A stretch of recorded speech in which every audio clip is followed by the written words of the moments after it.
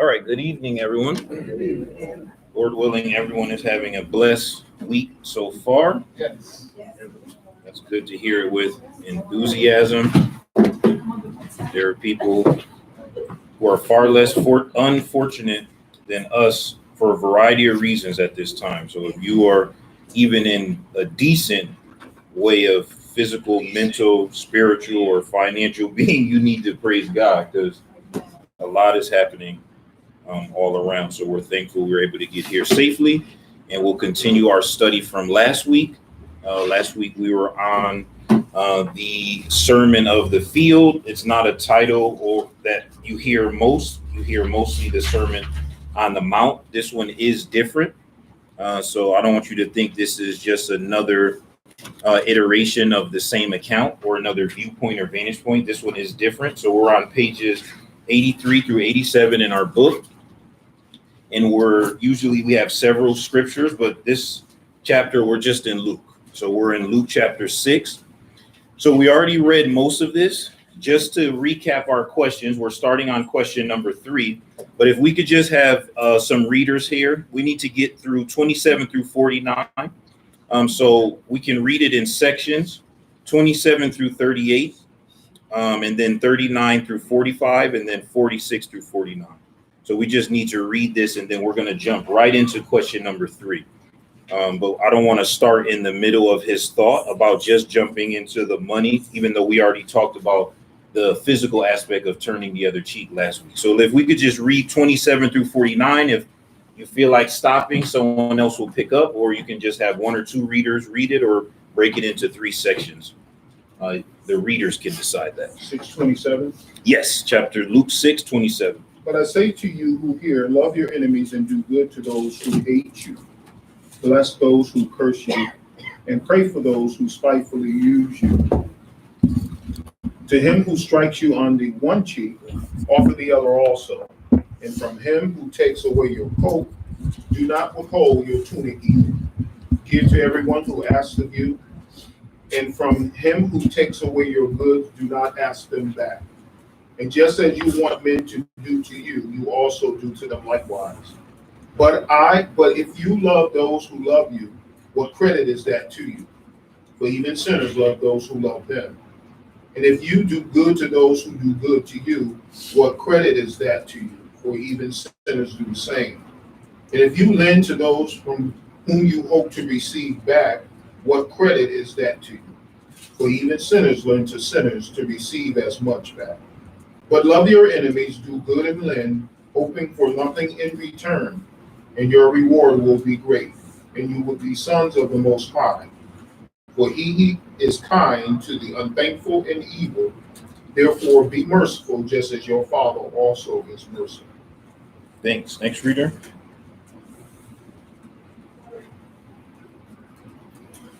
And everyone go at once. Judge not, and you shall not be judged. Condemn not, and you shall not be condemned. Forgive, and you will be forgiven. Give, and it will be given to you. Good measure, pressed down, shaken together, and run it over, will be put into your bosom. For with the same measure that you use, it will be measured back to you. And he spoke the parable to them. Can the blind lead the blind? Will they not both fall into the ditch? The disciple is not above his teacher, but everyone who is perfectly trained will be like his teacher. And why do you look at the speck in your brother's eye, but do not perceive the plank in your own eye? Or how can you say to your brother, brother, let me remove the speck that is in your eye, when you yourself do not see the plank that is in your own eye? Hypocrite. First remove the plank from your own eye, and then you will see clearly to remove the speck that is in your brother's eye. For a good tree does not bear bad fruit, nor does a bad tree bear good fruit. For every tree is known by its own fruit. For men do not gather figs from thorns, nor do they gather grapes from the bramble bush. A good man out of the good treasure of his heart brings forth good, and an evil man out of the evil treasure of his heart bring forth evil. For out of the abundance of the heart, his mouth speaks. But why do you call me Lord, Lord, and do not do the things which I say? Whoever comes to me and hears my sayings and does them, I will show you whom he is like. He's like a man building a house who dug deep and laid the foundation on the rock. And when the flood arose, the stream beat vehemently against the house, and he could not shake it, for it was founded not on the rock. But he who heard and did nothing is like a man who built the house on the earth without a foundation, against which the stream beat vehemently, and immediately it fell. And the ruin of that house was great. All right. Let's jump right into 3. We're going to talk about everyone's favorite topic, money. Do you think Jesus wants us to lend to people who may not pay us back? Suppose a brother or sister comes and wants to borrow from us again and again. What should we do? Should we tell the church about it and ask for the church help in the matter? Right? So mostly we use that concept about telling the church or again and again as sinning against a brother. Right? I will push your mind to understand before you only jump in the mindset of those who have need. The Bible says to do good to all, but especially what? The household of the faith. If I owe one of y'all money and don't pay you back, I'm calling that as sinful. If you owe your mom, your dad, your brother, sister money and you don't pay them back, that's wrong. And the Bible says you got to look out for your family members, because if you don't look out for your family members, Bible says you worse than a what? Heathen. Right? That's why I said kids have this misunderstanding that when they get to their early adult years, they can now live the rest of their life. I don't understand that concept, because a family took a financial sacrifice to get you to a point where you can have a life. So if you go off and go study, no disrespect if this was your major, underwater basket weaving, and you do underwater basket weaving and you graduate and we say, what job can we do with that? And then you make a, hey, this is my life. I have a passion for underwater basket weaving. The transition between childhood to adulthood has one of the common denominators, not the only. As an adult, you know that there's a balance between what you want to do and what you have to do because of what? Bills. If we didn't have bills, I could sit free in my mind, and I'm confident I'd be able to either cure cancer or AIDS or create the next biggest idea, because I just will sit all day and think. But the problem is I have bills. I might have to eat, go to bathroom, clothes, live somewhere. See the point? So as an adult, there's some things that you put on the back burner because of responsibilities.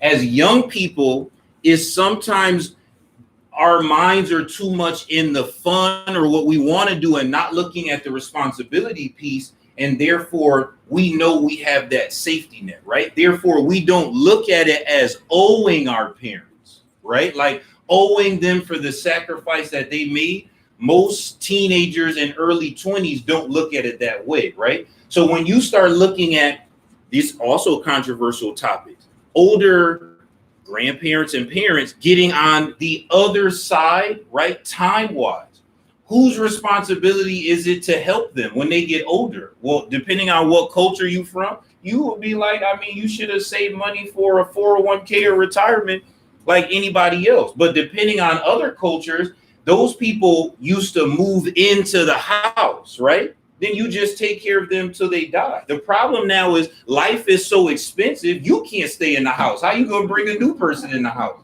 See how things have moved away? So how do we still function? That's why I said everyone's favorite topic, because there are Christian principles that we have to adhere to that sometimes are blocked by money.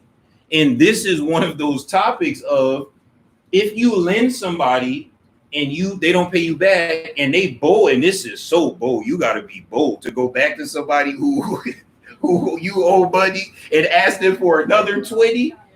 Do I punch them in the face? Do I tell the church? Like, what do I do? So let's just jump right in. Yes, sister.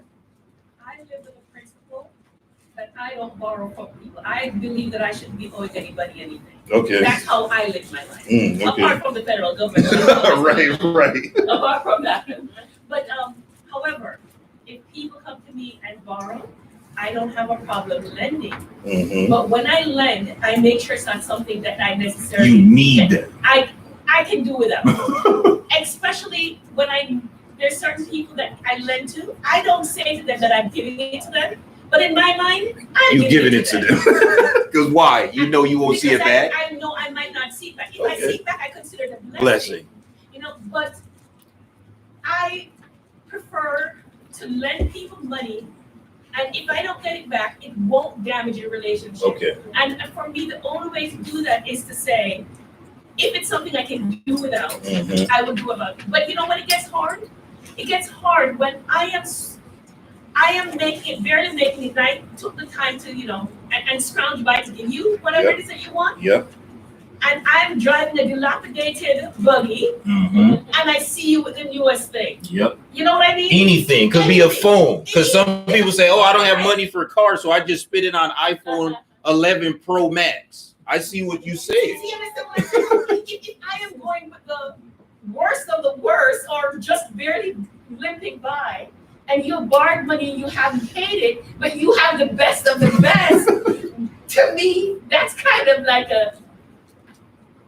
that's you not showing that you care. Mm. That's you thinking that what you want is more important than what I may want or need. Mm. So even though I still lend, and I try not to think about that, being a human, it does come into mind. Yeah, right. Like she's bringing up a lot of the things that are great to start with, right? Like it's difficult. I always say in the scenario she's saying, right? When you ask for something and you know you're not going to pay it back, or if I give to you and I see you eating a steak dinner somewhere and you couldn't pay me my $5, to me, you're insulting my intelligence. And more than anything else, that means you have a lack of respect for me. That's always my deal breaker. Because like I don't care if you the CEO, I don't care if you the president. In order to interact with me, you gotta have some respect for me. You have to. Like there's no way I can. So in that behavior, that's so disrespectful to me. To see me, right? To see Sister Shirley's face and know I owe her 20, and then to go out here and, hey man, you want an appetizer? I'll take an appetizer. I'll take an entree. I want the dessert and the salad. To me, that's disrespectful, because if I could have just ate the salad, I could have paid on the $20 I owe Sister Shirley, right? People do this. Oh, I don't got the 20. All right, praise God. But you got some of the 20, $1, $5. See how people's mind is? That's why I say what I say, because some people are saying, let's use her analogy of a car. Oh, I don't have a car, but then you see them with $1,000 phone. See what I'm saying? So their mind is, oh no, I didn't spend 20,000. I just spent a 1,000. That's what I'm saying is before we go to the easiest way, because everyone would like their debts forgiven, right? Anybody here would just like to pay our debts? I hope not. Let's look at it from both sides from the beginning, from the borrowing and the lending. You have a responsibility. I feel this way as a cultural concept. I'm saying, if somebody do for you, you owe them. That's how I live my life. You owe them. If somebody gave you a ride, somebody cooked a meal for you, somebody extended a helping hand in some way, you owe them. God blessed you through that person. That person don't owe you nothing unless you talk about your mother, your father, and even that is limited. When people feel like someone owes them something, that's also the mentality that's hurtful to me. Now you feel like I owe something to you, right? Those things, the reason why I'm starting there, those are blockers for the giving, right? Because if you go into something knowing you're going to be disrespected or knowing someone's going to mistreat it, or isn't it harder to give, right? If you go into something and somebody's in need, your heart believes, right? And you give, but this is asking again and again, meaning the author is telling us in advance, it's going to get harder to keep giving, right? So can you keep giving cheerfully, even when you know you're taken advantage of? See why I'm saying it's a good place to start there? Because it's harder to have a comment from that vantage point, because it's difficult to say 100% of the time I could be that super level Christian. And then the header, I just wanted to flag before we get more comments. For New King James, my Bible says for 27 through 28, the rules of kingdom life, right? We know the kingdom is the church. This is Christian lifestyle teaching, turning the other cheek, lending, borrowing, how we look at people, violence. See, these are everyday human interaction things. See the thing he's saying, right? I'm leaving. Remember, I'm going. You guys don't even understand, but I'm not staying down here. You all as human beings have to be in the world as Christians, but not of it. So how will you act when I leave here? See the whole point of why he's giving this type of sermon? Okay, so let's do more comments. We just keep going around. Yes. Like Sister Nadine said, just last week, a family member texted me. That's Surely I need advice. Oh, Okay? man. So I'm saying, Here we go. I said, okay. They wanted to know if they should invest in a house or a condo. Okay. And I said, what about my money you owe me? Which they forgot about. She went Okay, right so to the judge. to this day, Okay. last Friday, All right. they were coming to pay me last Friday. Mm-hmm. Right? Okay. Today's Wednesday. Okay. All of a sudden, their mother comes to the house, picks up the babies. Okay. And she's like, oh, didn't they call you and tell you that to come pick up the baby? Like, no. So now this person is dodging me. You see? So I text back Saturday night, because they told me that they'll come after they finish their Indian food with their coworkers. I said, are you still eating Indian food? You asked that on what day? Saturday. Okay. So maybe they were still eating. You just checked. Okay. All right. And no response to this day. But you know what? Alex? What? I'm better than that. Okay. You So know, if because they came to you to borrow more, no, they'll be back. They'll be back. Trust me, they'll be back. but when you left, No. They'll be back. They'll be back. Oh man. It's easier So to they go use out real of life their way. examples here. Now they're going out of their way to duck and dodge. Yeah. You know? I mean, come on, if Do you you think know. they forgot that you owe them? that they Yeah, owe I mean, you? but now everybody's getting income tax and you want to know if you should buy a house or a condo? Mom, dad, and then we go around. I cannot top that. You can't? I didn't know. Had I known that was her comment, I would have skipped Sister Nadine and went to her first. But it's interesting how when people, I think part of the perception is when people feel like they can ask you for something and there's no obligation on their part to give it back because they feel you have, right? But no matter how much I have is mine, right? And I worked for it, right? Nobody gave me anything. I worked for it. It's mine. It belongs to me.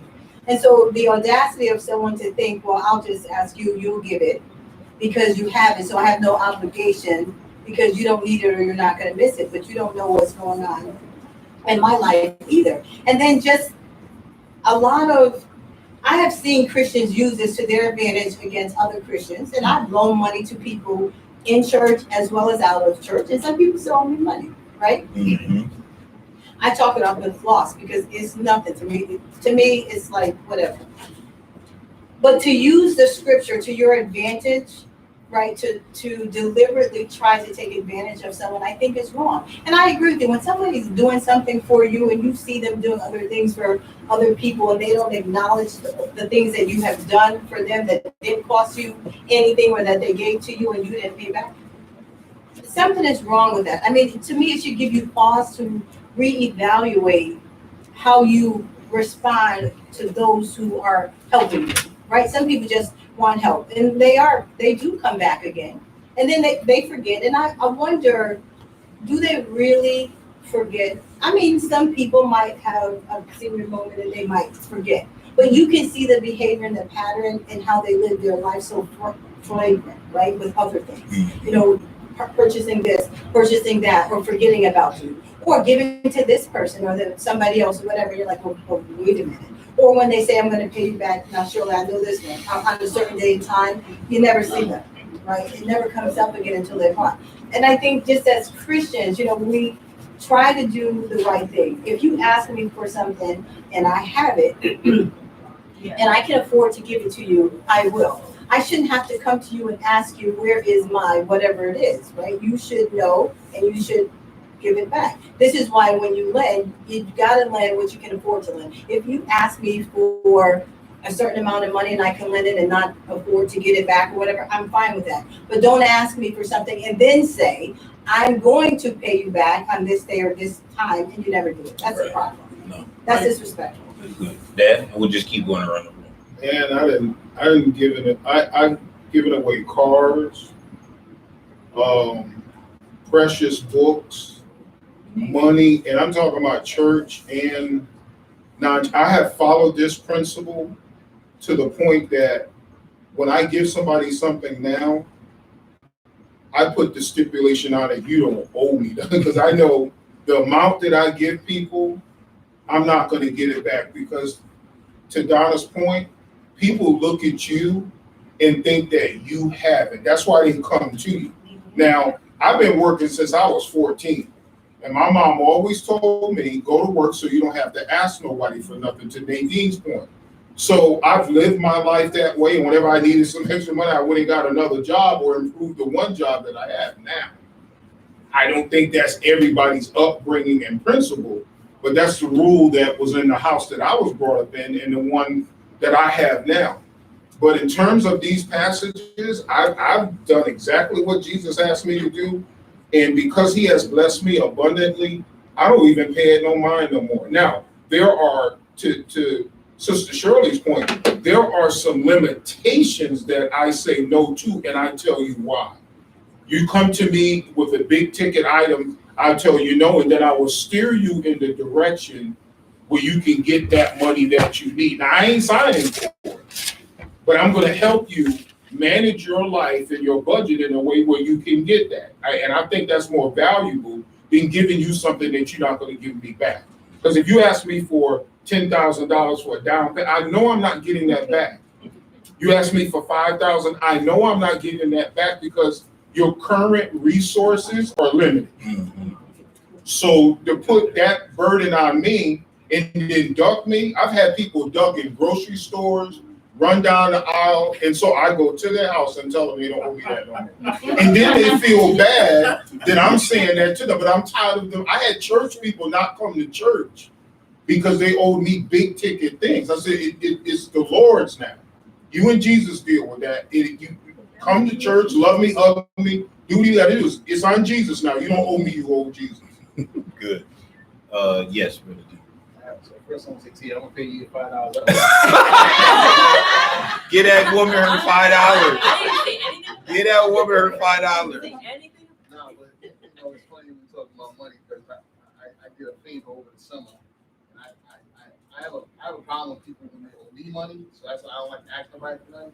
But somebody else told me, yeah, I'm gonna give you gas money, this and that, and I'm like, all right. So the day that I'm bringing them back to the airport, I ain't saying I'll let you rock. You know what I mean? I'm gonna let you rock. Like, but believe me, it's back here because you're gonna have to ask. Like you said, you're gonna have to ask again. I know you're gonna have to ask again. Come August, you're gonna need me to pick you up from the airport, and that's when my car will work.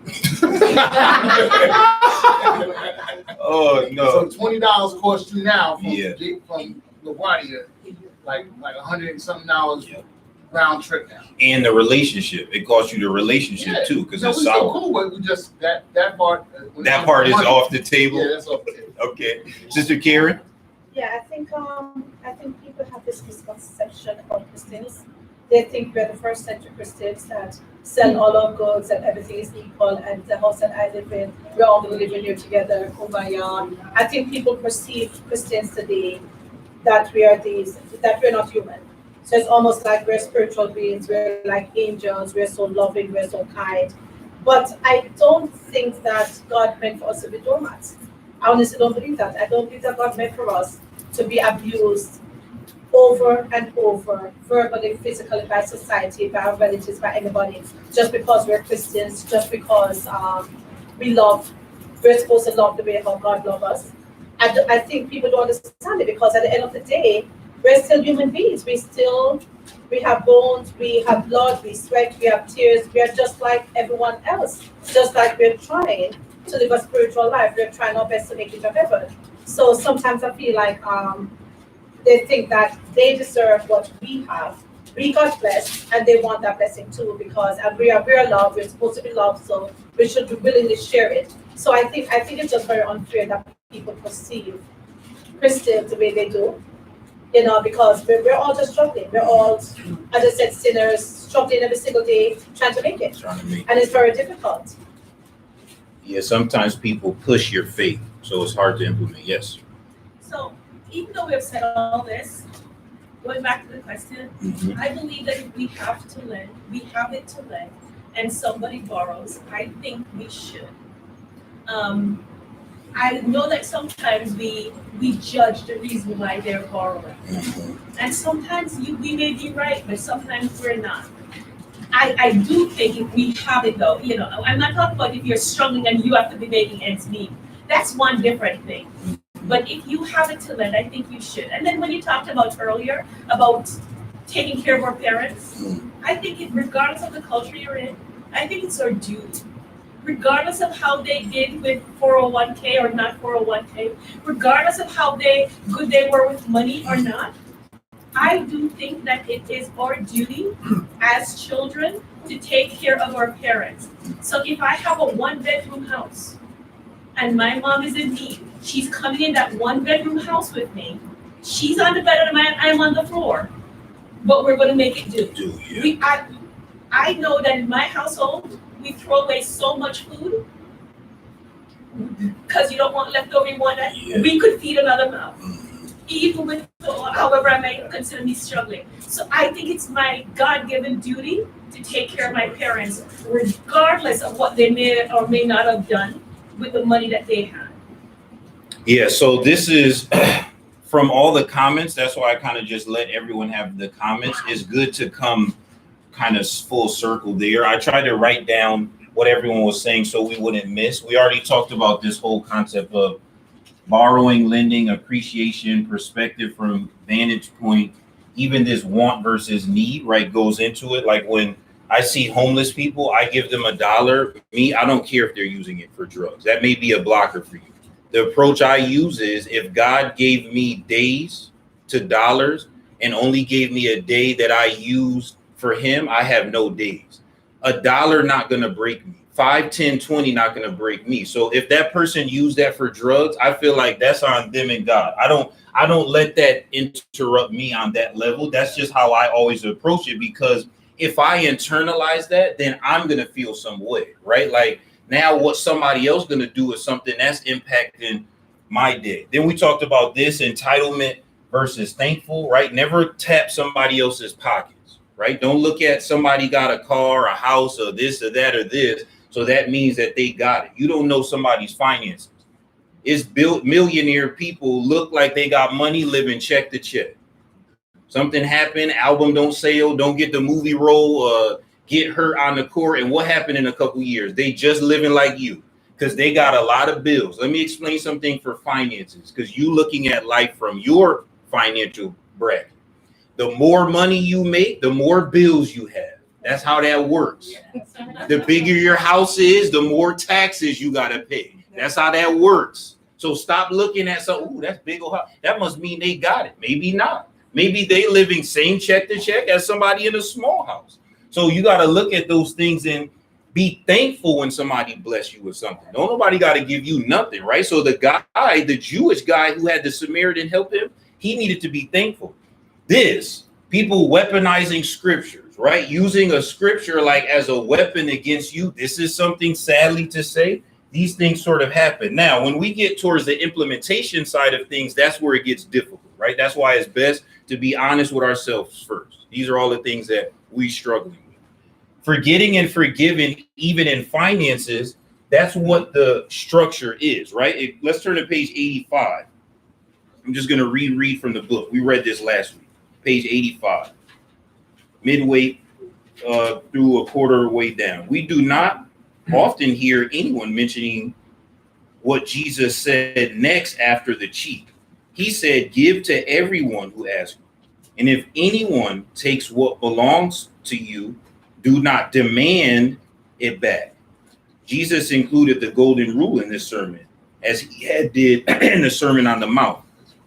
He said, do to others as you would have them do to you. Think about the parable of the guy who was in jail and had the debt, and he walked out. He had a lifetime of debt, remember? Then he seen this guy who had like just a couple hours wages, and he choking him out. And the people ran and told the king, what? Hey man, Ellis, you let him out. He out here choking somebody for just a couple dollars, right? So just do unto others as you would have done to you. That's why I go back to this mindset of, if I was down and out, I would still look for somebody to bless me even through my foolishness, if I'm going to be honest, because I pray that way.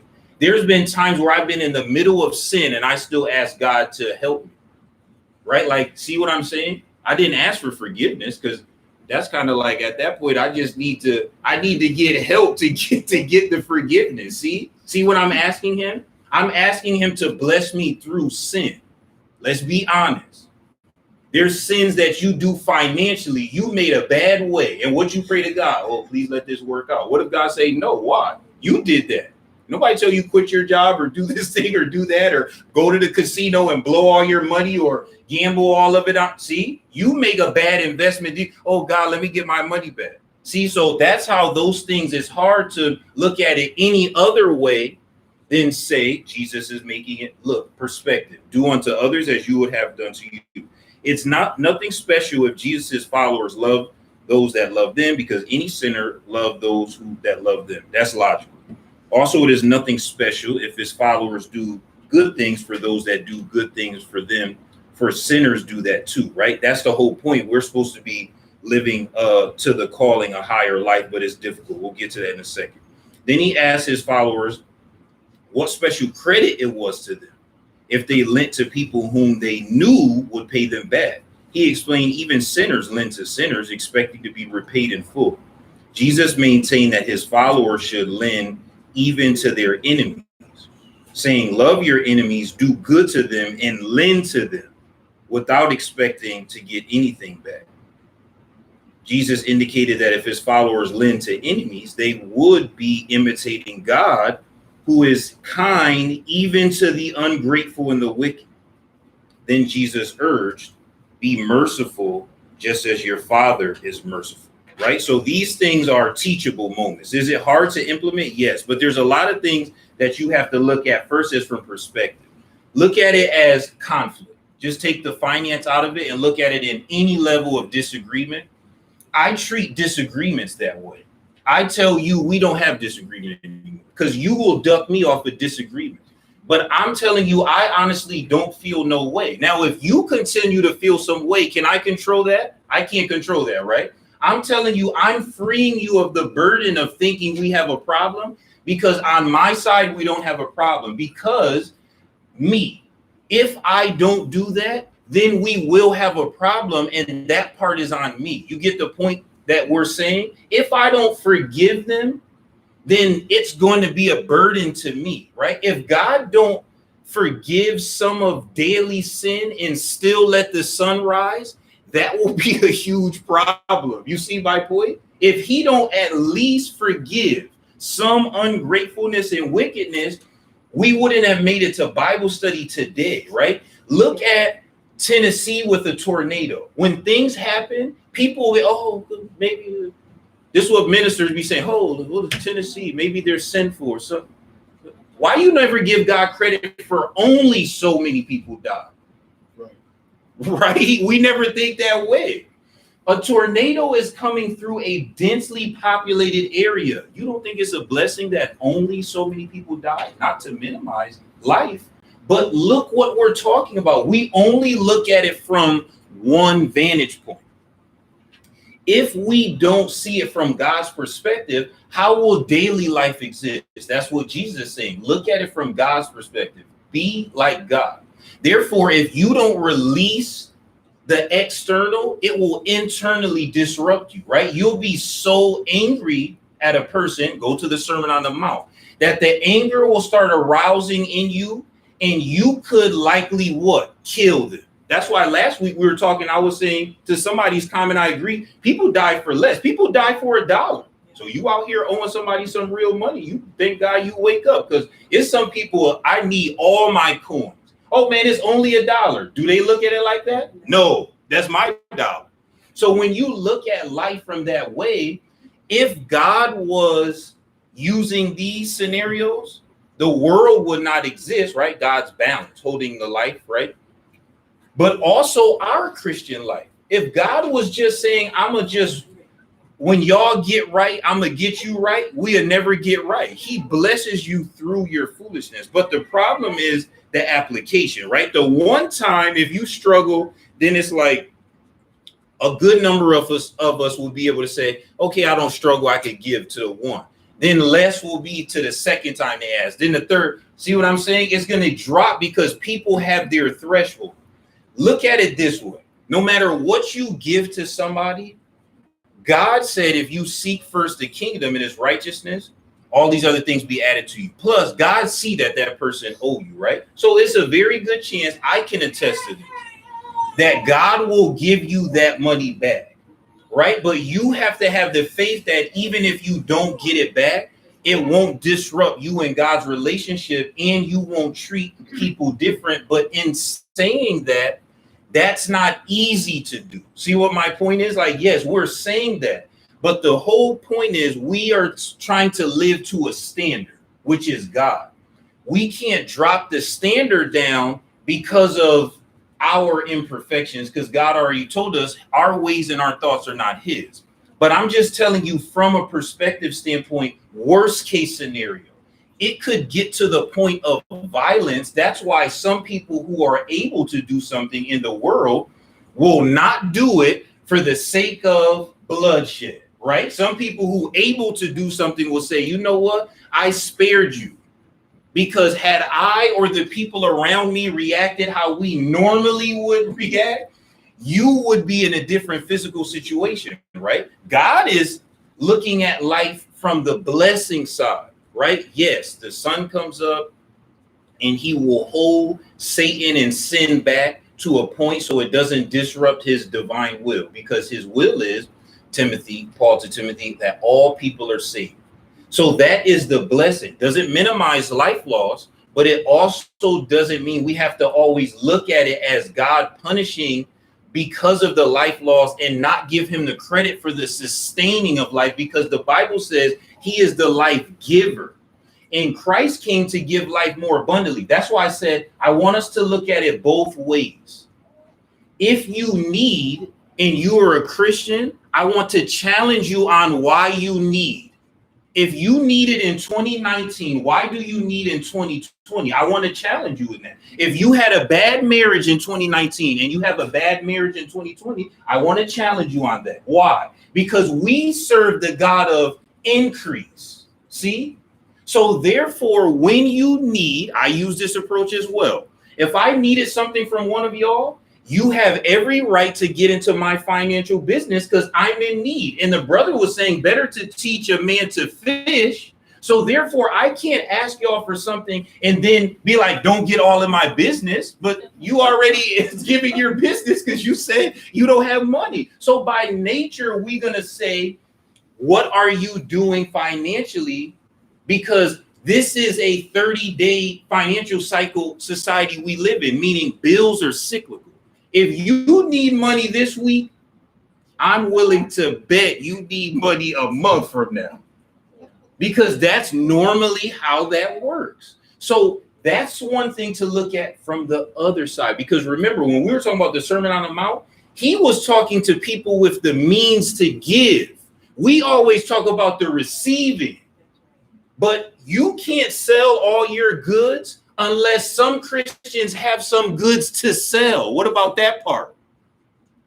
If the lame and the blind, the person with one eye is king. Because why? Everyone else falling in the ditch. See how we don't see the both sides of this verse? When we be talking about God bless those who want to give but didn't have the means to give, if no one gave, we couldn't be in here tonight. Why? God bless the people who gave. Because if people didn't give, you're not meeting in here. God helped the people who didn't give. See the difference? That's how I pray.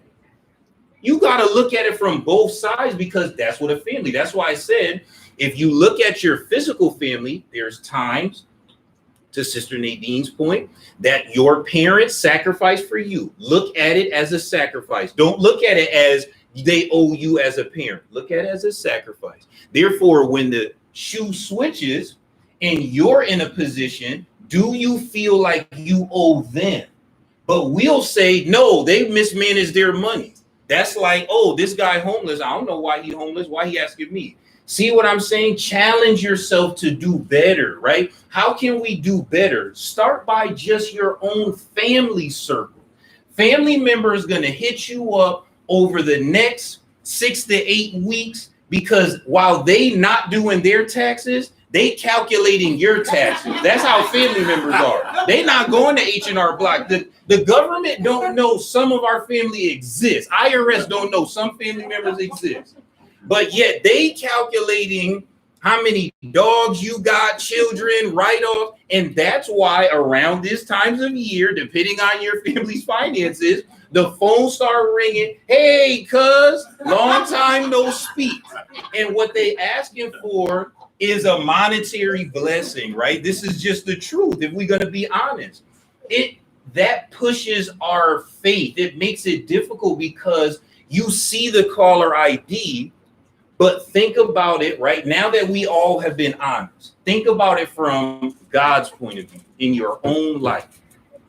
God see you calling in prayer and know you haven't done anything he asked, and he still will pick up to hear you, because God hears and answers all prayers. See what I'm saying?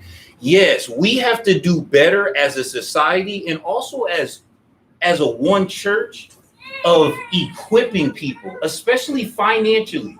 It's okay for some brothers and sisters to motivate you to get a job, especially if you're a male, because you need to work. That's how life is set up. Sorry. Because honestly in here, how many people love going to work every day? Now, you may have a job you love, but how many people love going to work every day? You're not going to see a lot of hands. See the point? So when you start talking about wants versus needs, also think about the people you're speaking to. That's why I use children and parents with college. You asking the parent who most likely working a job they don't like to help you go to school, to allow you to do what you want to do. Does that sound backwards? Let me repeat that. You talking to a parent who going to a job 5, 6, 7, 8 in the morning, they don't like that job, to allow you to do what you want to do off of their support system. Is that fair? See, but we don't look at it that way.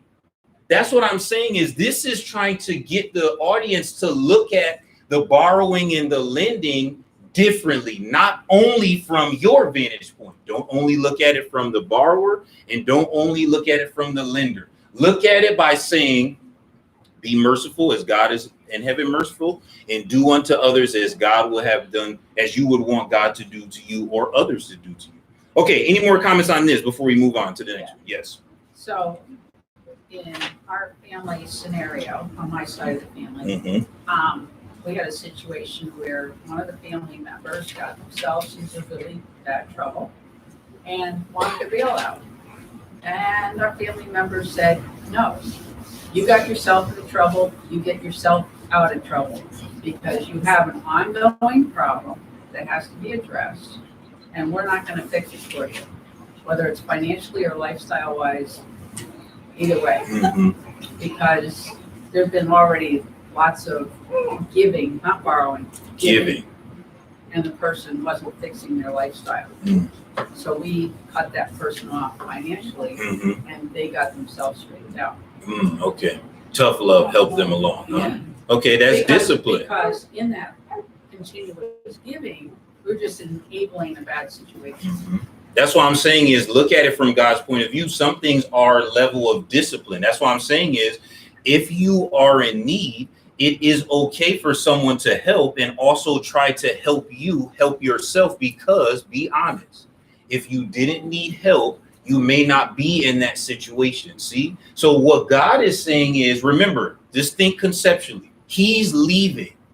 These people are going to have to operate with the world, people that hate them, and each other to this Acts point. See why he's establishing? Here's how y'all got to act.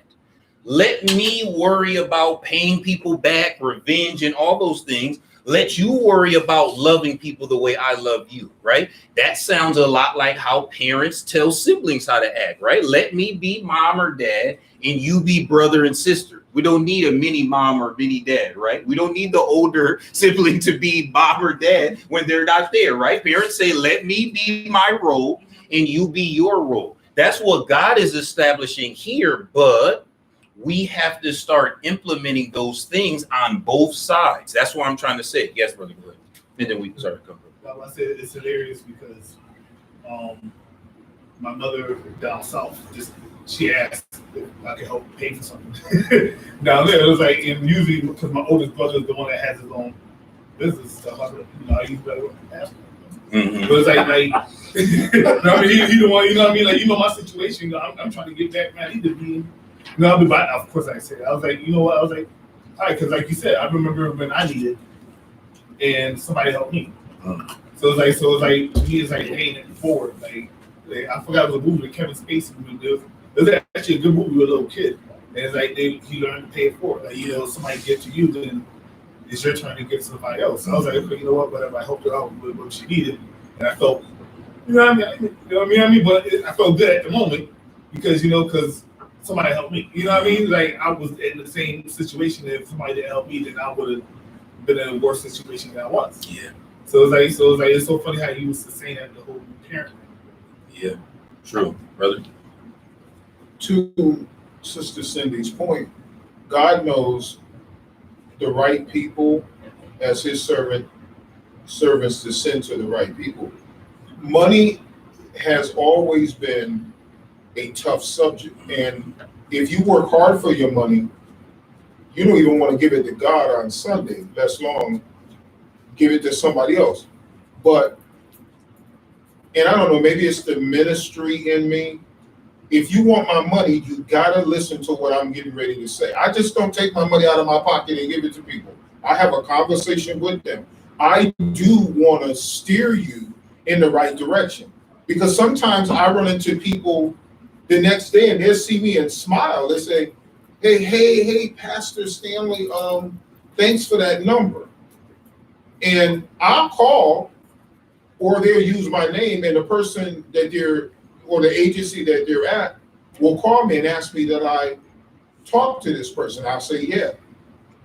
And that's all because I've been in situations now I grew to this. My money was my money. I didn't give my money to nobody. It's like, you can forget that. And that's an area of growth with Jesus. So we all have to grow there. These people had to grow to this teaching, because number one, a lot of people didn't have a lot of money that he was talking to. And they were, like, if Paul came back today, he'd think everybody that worked every day was rich, because there were day laborers there. So our own financial system is a blessing. Right? The welfare system in this country makes certain people in other countries rich because it's a cash flow. Yeah. So when you harbor your money, you hold on to, you grudgingly keep your money, well, God is not going to send you. He's got to grow you. But there are some brothers and sisters that God has grown through this area, and you will go and you will bless people. And to Sister Cindy's point, that can help somebody, because sometimes I'm tired of giving you. And maybe my being tired of giving you is really not the answer anymore, because it's my attitude toward you. And I'm probably being a blocker toward you by telling you, you ain't worth nothing and you'll never amount to nothing. So stop asking me for something. Maybe that one last time was a time that either I needed to intervene, or I know God is going to send somebody else to do that. Now, is that the rule? Does that happen all the time? No, it does not. but you can be entertaining angels unaware. So you got to be very careful how you do things. But it's always going to be a touchy subject. Yeah, always.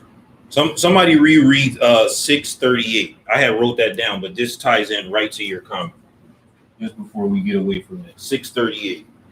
Given it will be given to you, good measure, pressed down, shaken together, and running over will be put into your bosom. For with the same measure that you use, it will be measured back to you. Okay, let's talk to the cooks in the room, because not everybody can cook. So we're not talking about boiling water. If you took corn kernels and put it in a cup, now the non-cooks thinking a cup of water, but the cooks thinking, no, sweetheart, we talk about measuring cup. That's how you know it. Go give me a cup, and the non-cooks go into the raw cabinet. We talk about a measuring cup, right?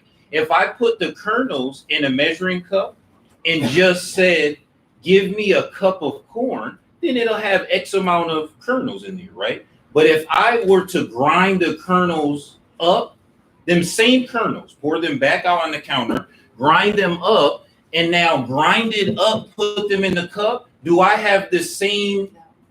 Oh, now we talking physics, right? Because see, ground it up, press down, then I can get more corn in the cup. Okay, given it will be given to you, good measure, pressed down, shaken together. Think flour works like this. And running over will be put into your bosom. For with the same measure that you use, it will be measured back to you, right? That's why we talk about from a growth prospect. This is what we're talking about is it takes time to get there. Depending on your personality, you may get here faster, but it takes time. This is not a lesson where you could be like, okay, ready, set, everybody, let's do it, right? It takes time, but just some tools of how to get there would be changing your perspective, right? If you give with the intent, knowing that God is able to return to you outside of that person and freeing yourself of the debt remembrance will save the relationship and free your relationship more with God, it helps it a little easier. Yes. So this concept, this is one of my favorite verses. Okay. And to me, it is easy for me to visualize because I grew up in a culture where I go to market on Saturday. And market, where I used to go to and having the vendors, it wasn't like going to buy a pound of rice in the store. Right. Package Right. So when you go to this particular vendor and you wanted rice, she'd have her measure cups. And you go and you ask for a quart or a pint or whatever it is of rice. She'd measure that out. And she put it in your bag. And then she scoop up another load and throw it in on top of it. To me, that is the going over. Yes. And many of us might remember Five Guys. When you go to buy your French fries. You could say no fries and they still give you fries. They give you the large fry and they give more. Yes, that's true. Almost like an entire large fry. Yes. That's the idea the concept in my mind. So we can never outgive God. And sometimes I've been talking to Sister Beulah, and I was saying to her, Sister Beulah would show up with something one day, right, for me. And I say to her, how you know I needed this? Because maybe just the day before, a couple of days, I would say, ooh, I need some of that. And for some reason, Sister Beulah gave it to me. But I didn't give it to somebody else. Quite often, the person who you get it from, it's not the same source. And sometimes maybe what I've given is a small amount compared to what I've received. I can't outgive God. And quite often a lot of people who have a problem with the giving is because they have never really recognized that they have received so much from others. Count the blessings. We don't count our blessings. We see what we don't have. We don't always see what we have. And so I think it is it's a habit that we need to get into. I think giving is a habit. And it's not an easy habit, especially depending on how you were raised, Sometimes many of us hold on to what we have because we don't know when we're going to get it again. But it's a habit, and once you're in Christ, it becomes easier, I think, to give when you understand how much more you're getting. And see, that's why I had wrote down this teachable moments. I just remember from what Brother Stanley was saying to that point is this class is a teachable moment, but sometime in the borrowing and lending is a teachable moment, right? To see, oh, I never thought of it that way, right? Like that teachable moment could further on both parties' Christianity. But she's absolutely right. You look at that level of giving in the physical, now look at that verse totally different, right? Because I guess like when you went back in the day and you went to a baker and you got 12 and they gave you how many? 13 baker's dozen. That's a bonus. Right now you think, oh, I asked God for $20,000, I got 40,000. That's a double my blessing. Somebody asked me for $5, $10, $500. See, but we don't look at it that way in terms of doing an inventory of our blessing. Good point. Yes. Do we have time for me? Yeah, go ahead. Deuteronomy, let's turn to Deuteronomy 30, starting in verse 3. Deuteronomy 30. And I try to put things with Jesus, where Jesus is, and when Jesus is talking to people, so I understand that they understand what he's talking about in terms of certain things. In verse 3, it says, God, your God, will restore everything you've lost. He'll have compassion on you. He'll come back and pick up the pieces from all the places where you were scattered. No matter how far away you end up, God, your God, will get you out of there and bring you back to the land of your ancestors once possessed. It will be yours again. He will give you a good life and make you more numerous than your ancestors. God, your God, will cut away the thick calluses on your heart and your children's heart, freeing you to love him, your God, with your whole heart and soul, and live, really live. God, your God, will put all these curses upon your enemies who hate you and were out to get you.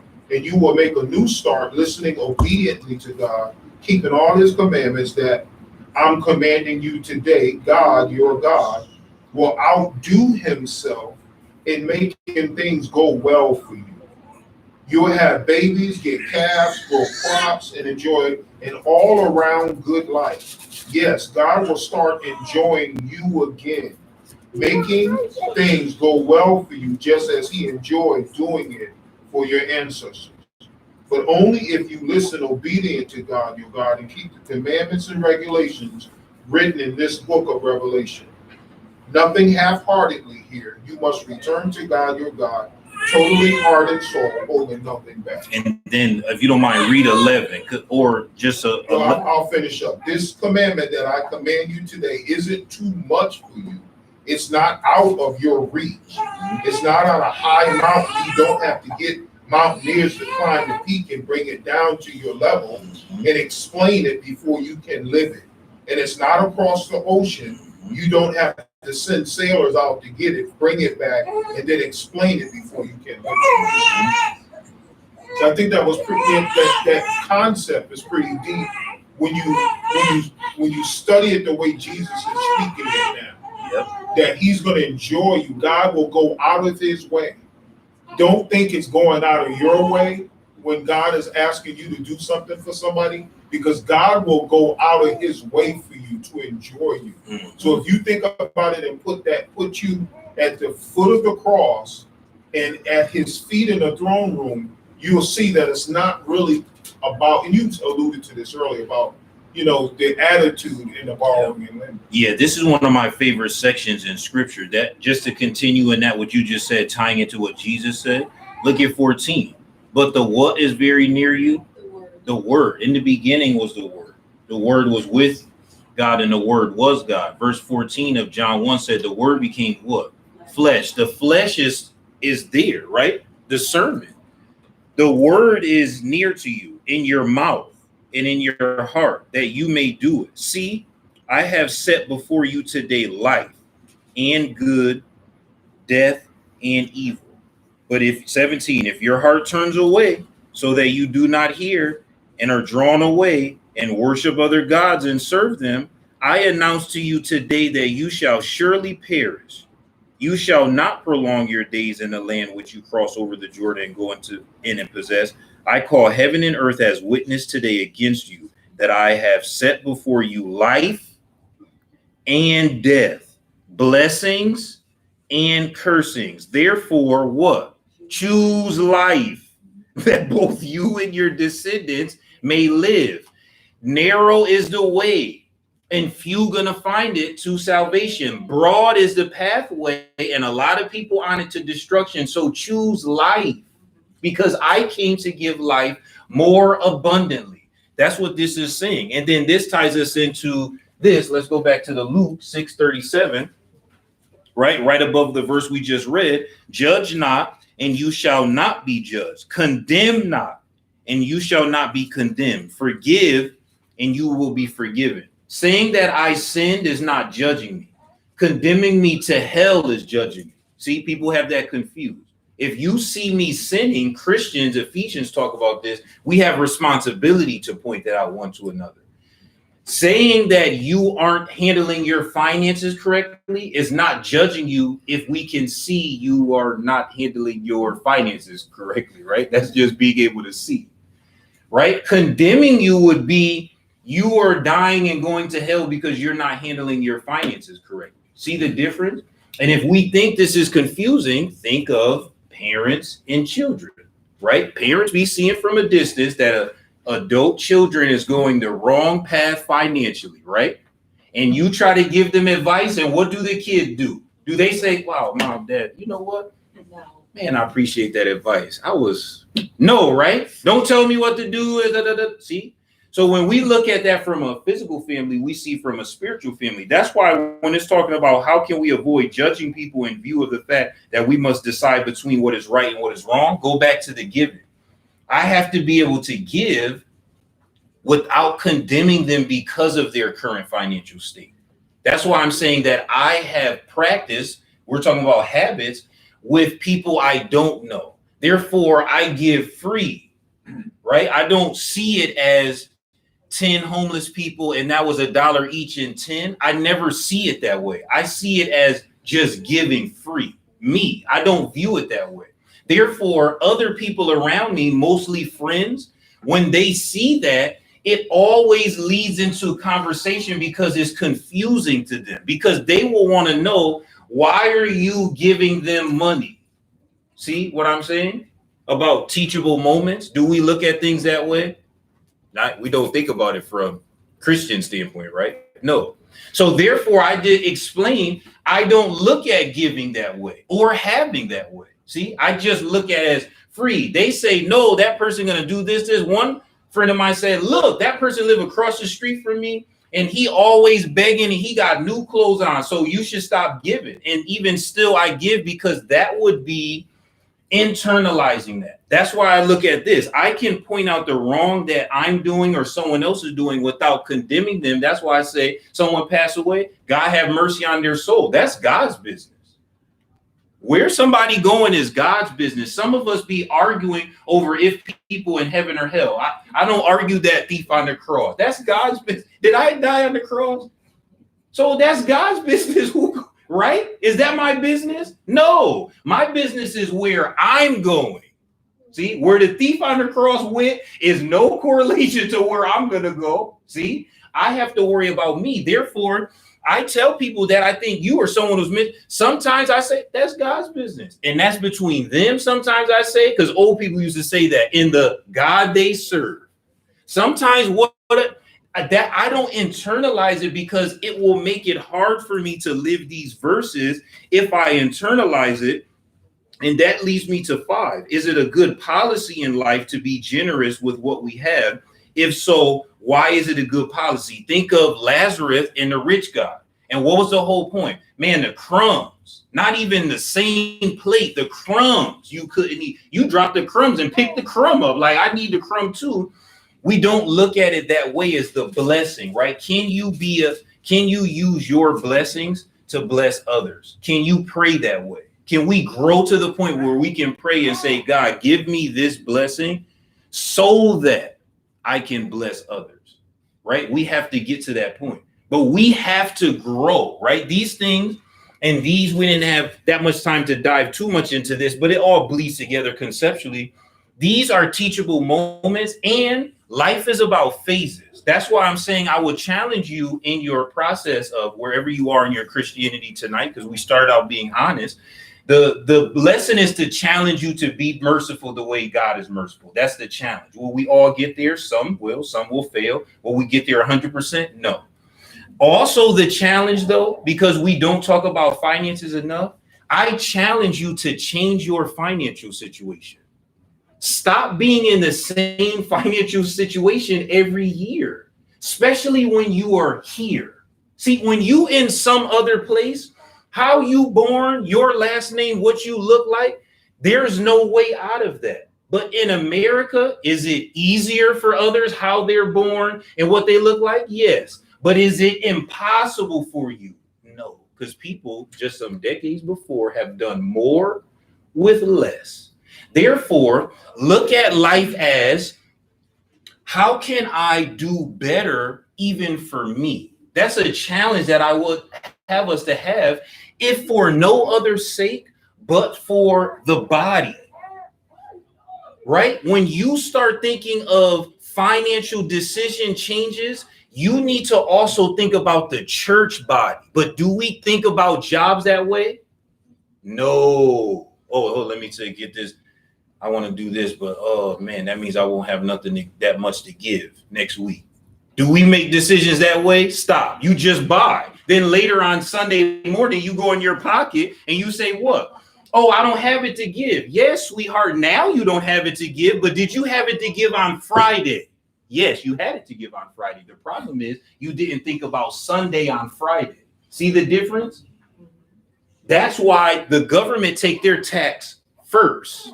Because if the government waited on Monday, you wouldn't have it to give. That's why Friday night, while you sleep, the government go in and scoop out. And when you wake up, you say, hey, man, I only got so much in there. And government, yes, while you were sleeping, I took mine first because I know how y'all act. See, God's saying, no. Like, I could do that, but I want you to willfully give, right? That's the thing. So that's what I'm saying is, as a challenge, don't be a Christian in the same physical state, financial state, emotional state, or spiritual state year after year. Let God bless you and you'll see things happen amazingly in your life. Trust me. And if you put God first, I can tell you this as a testimony. If you put God first, start doing church more than your finances will start changing. You will start finding money in pockets, jobs, opportunities. Somebody will call you, say, you ain't never spoken. Hey, man, I was thinking of you. You will start seeing blessings because you are showing God, you are living the sermons, the word. But if you hold back grudgingly, God's going to say, I don't need to give you nothing because you holding it in your hand. See the difference? You got to let go to give. That's also true. You got to let go to get something. That's how the God we serve works. So we have to challenge ourselves, some Bible studies, to look at things differently from both ends and also to live differently. Brother Dennis, and then we'll close. And you couldn't have said it no better. I just dug in my pocket and found $4 I didn't know I had. And you got to give them to Tiana because you owe her $5. But see what I'm saying is, like, these are the things that happen again. I could chew your ear off of situations where I didn't have it. There was no way. There was no pathway. Some people say they broke. If you on state assistance, you not broke because why? You on a set income. That's not broke. If you have a credit card, that's not broke. You can swipe. I'm talking about not having, where you don't have no checking account. You don't have no credit card. You don't have no insurance. You're not on no state assistance. See what I'm saying? That eliminates some of us, not how much we want. And then you wake up and you have. When you look at your bank account and it's negative Thursday, and you wake up and you see a comma Friday, you worship different on Sunday. That's a fact. But some of us never experience that. That's why when the brothers be singing, we just be. But some people singing loud. You know why? Because they remember while they singing, they remember it. Ooh, the negative went to the positive. It's one thing to go from negative to positive, but when the comma, when you see a comma in your checking account, you thinking God, oh, right? Because comma means 1,000, right? 100 nowadays, is that money? No, that's no money. Even sneakers, you need 200. But when you see commas and you start looking at life, be like, man, just a week, 2 weeks, a month ago, a year ago, I was down and out. And God restored me. Think of Job. He restored him. Some of us don't allow God to restore us. God is waiting every day. He said, behold, that's why I distance myself from some people, because they be in a no blessing zone. I don't want to stand over there. I like to stand where the blessings are at. I like to be in the sunshine. See the difference? People in the shade. I'm good over there. God's saying, I'm giving blessings over here on Sunday. That's why I be at church. People be calling me and I tell them, come to church. Why? That's where the blessings are. If I go outside and they giving free money, I'm going to say, y'all should come get free money. You know what people say? Bring me some back. Family members say, hey, man, they giving out free something here. What do people say? Bring some back. Nope, that's not what I said. They out here giving away blessings on Sunday, and people be calling us saying, pray for me. That means bring me some blessings back. Tell them, no. Come get your own blessing. That's between you and the God you serve. If we look at life that way, our perspective will change. Okay, good discussion. Hopefully you were able to get something from this week and last week. The top